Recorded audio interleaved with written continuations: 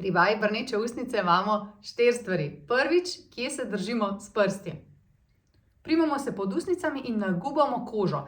Zdaj, kje se držim, je zelo pomembno, ker če se držiš narobe, potem to ne bo šlo, ne? Pojdi od kotička ust navzdol do brade in potem od tukaj nagubaj gor lica. In kar malo raziskuj, kje je ta pozicija prstov, da ti to najbolj gre.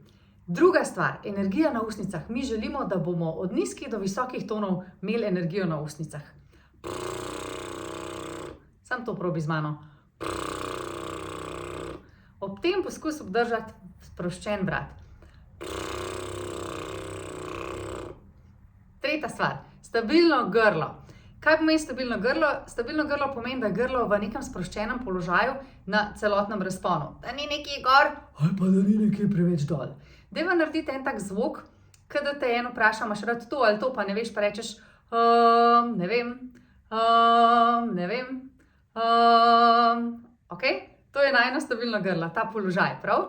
Zdaj pa dajmo ta zraven k ustnicam. In skupaj je ok?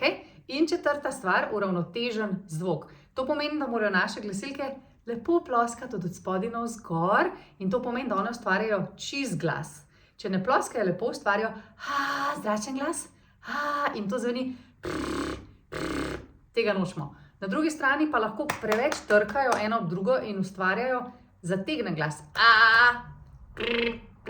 Tega tudi nočemo, ok?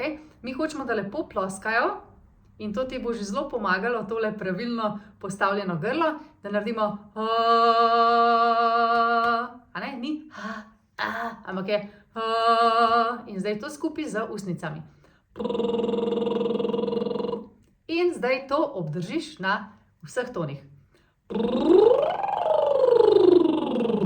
Glavo dam pa desno levo, zato ker res tem lepo sproščam vrat in potem nimam nobenih napetosti.